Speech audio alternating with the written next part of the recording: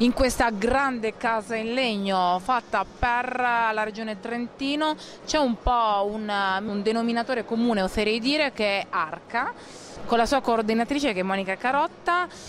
Arca, Architettura Comfort Ambiente, è il primo sistema di certificazione degli edifici in legno di qualità. Nasce proprio per favorire l'edilizia, questo settore, l'edilizia in legno di qualità, quindi per dare una risposta concreta al cliente, al committente finale che vuole avere un edificio nel quale vivere bene, serenamente, con comfort, rispettando la salubrità dell'ambiente, la salubrità degli ambienti in cui vive, quindi la sostenibilità, e comunque avere una casa con efficienza energetica, efficienza acustica, resistenza al sisma, al fuoco e tanti parametri che in qualche modo lo fanno dormire sonni tranquilli.